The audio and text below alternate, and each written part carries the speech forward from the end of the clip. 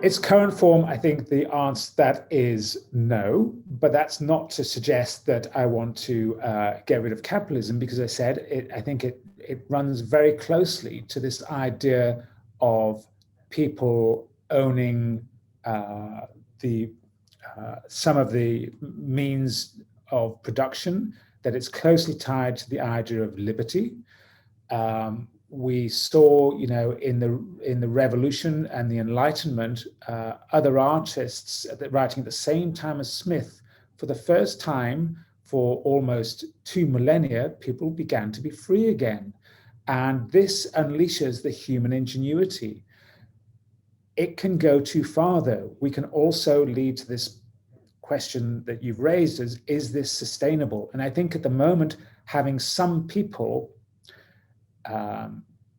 harvesting such a large share of the resources and returns, I don't think that's consistent. And one of the interesting aspects of this is the digital technology revolution. The potential to, the Jeff Bezos of the world, what have they done? They've actually allowed us to get our books a day earlier than before.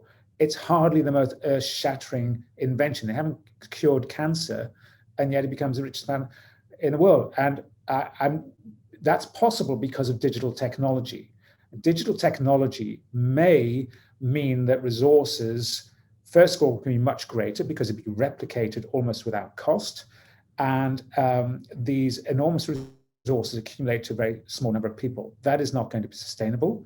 It is not going to be something which allows people to have this sort of liberty that I mentioned at the beginning, which is going to require an education, and not a fixed education. It's going to require a different type of education. So I think I hope capitalism has a very vibrant future, but I don't think it's necessarily in this direction. I think we have to think about development of education and young people. It has to be much more ethical and much fairer if it's going to survive.